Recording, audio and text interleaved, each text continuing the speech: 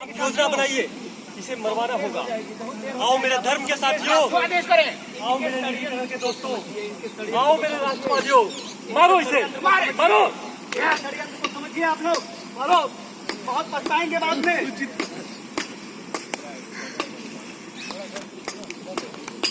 तुम मेरे धर्म में आ जाओ, मैं तुम्हारी सुरक्षा करूंगा। इंकलाब जिंदाबाद। बालक तुम मेरे पास आ जाओ, मैं तुम्हें माला माल कर दूंगा। इंकलाब जिंदाबाद।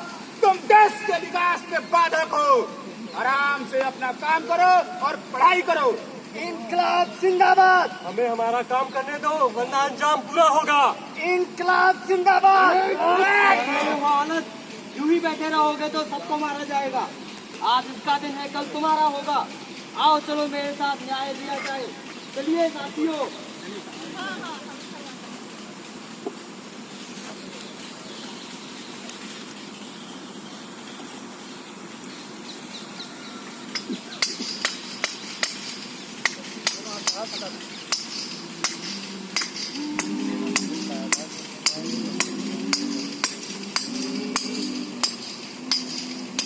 ये फिक्र है हरदम, नहीं समझे दफा क्या है। हमें ये शौक है देखें सितम की इंतहा क्या है, सितम की इंतहा क्या है। इंकलाब जिंदाबाद, इंकलाब जिंदाबाद।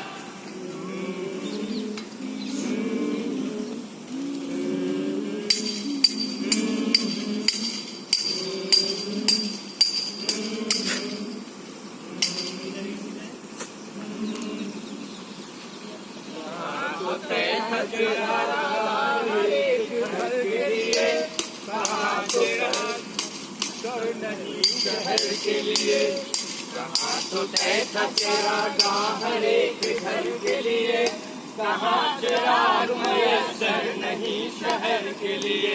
यहाँ दरख्तों के साए में धूप लगती है, यहाँ दरख्तों के साए में धूप लगती है।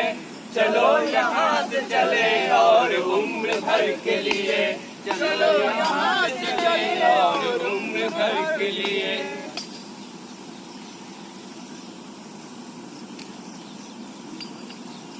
तय करो किशोर हो तुम, तय करो किशोर हो, आदमी के पक्ष में हो या कि आदमखोर हो।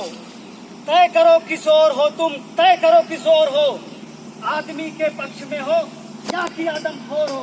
इंकलाब जिंदाबाद, इंकलाब जिंदाबाद।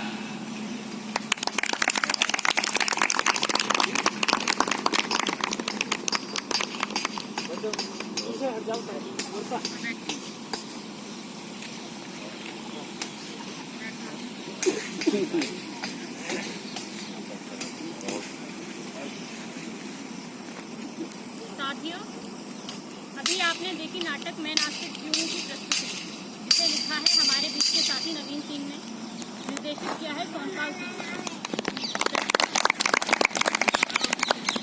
प्रस्तुति में राजा के किरदार में थे आशीष तिवारी, मंत्री थे अरुण रंजन,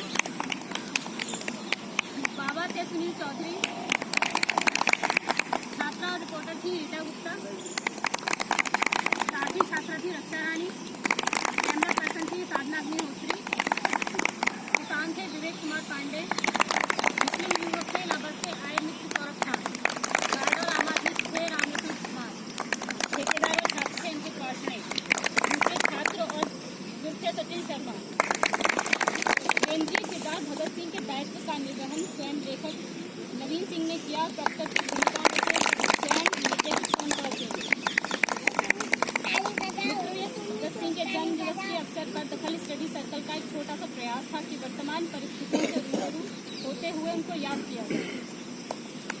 आशा है हमारा संदेश आप सभी तक पहुंचा होगा। मेरा आग्रह है प्रोफेसर कमलानंद सर से कि इस प्रस्तुति पर अपनी टिप्पणी कर हमारा मार्गदर्शन करें।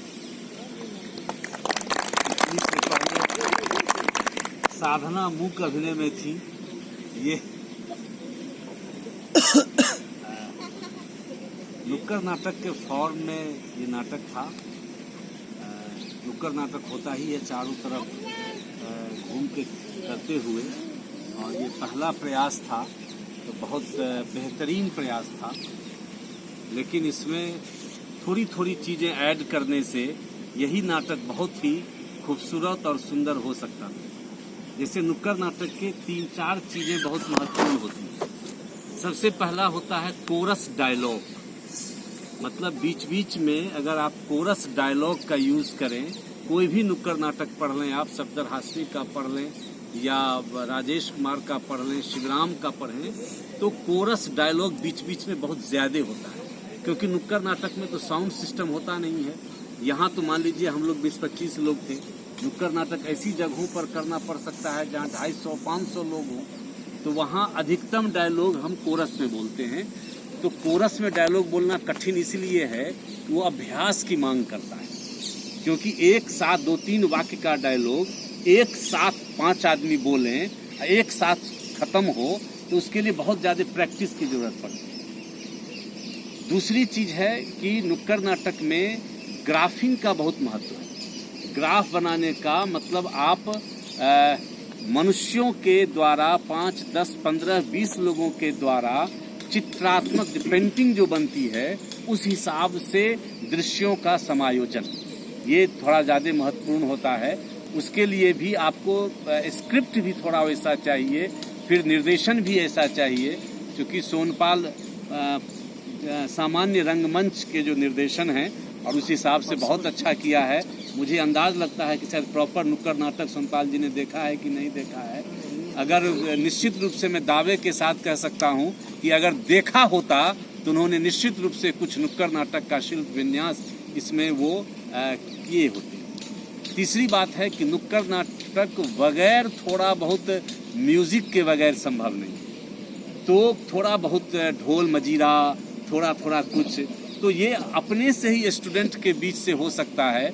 जैसे हमारे बीच एक रोशन एक लड़का है जो तबला बहुत अच्छा बजाता है, फिर एक अभिषेक दुबे या कोई है वो थोड़ा बहुत बजाता है, या और ऐसे लड़के को हम खोज सकते हैं जो दूसरे भी डिपार्टमेंट से हो।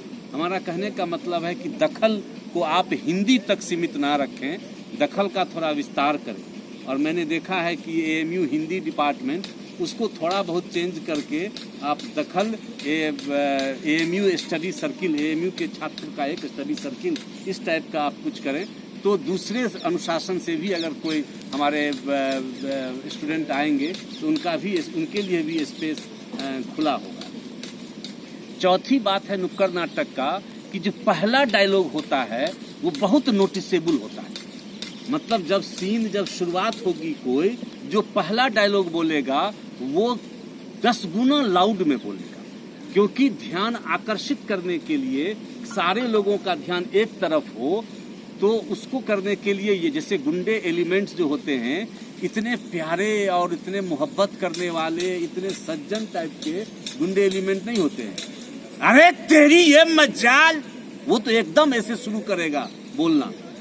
तो भाई ये विश्वविद्यालय भी बहुत सज्जन टाइप का विश्वविद्यालय है, तो यहाँ पर ज्यादा जोर से बोलना भी थोड़ा डिसिप्लिन के खिलाफ होता है। लेकिन नुक्कड़ नाटक में तो आपको विलेन भी बनना है, तो बहुत हरामी टाइप का विलेन बनना है। मुझे याद है कोई अभी उदाहरण दे रहे थे कि कोई नाटक हो रहा था, उसमें जो ये कोई भादुड़ी थे, बहुत बंगाल के बहुत बड़े अभिनेता थे, तो जब वो अंग्रेज का रोल कर रहे थे देशभक्तों पर, तो एक जूता दर्शक की ओर से एक जूता उनकी इसी पर पड़ा था। वो जो बहुत बड़े कलाकार थे भादुड़ी, तो उन्होंने जूते को अपने सर पे लगाया और कहा कि आज इतना बड़ा पुरस्कार मुझे कोई नहीं मिला है। तो पता चला जूता फेंकने वाला कौन था मालूम है? ईश्वर चंद्र विद्यासागर। मतलब उनका खून खौल गया अभिनय देख करके कि इतना मतलब बदमाश को अंग्रेज अधिकारी हो सकता है। अब वो कलाकार जो था भादुड़ी, वो अंग्रेज के रोल कर रहे थे। तो कहने का मतलब होता है जब आप हरामी या बदमाश का रोल करते हैं तो आप में कोई अच्छाई आपके अंग संचालन से, आंख से लेकर के उसमें आपका बदमाशीपन जो है तो झलकना चाहिए। मैं आपको बता दूं कि मैं भी नुक्कड़ नाटक करता रहा हूँ, विलेन का ही रोल करता रहा हूँ।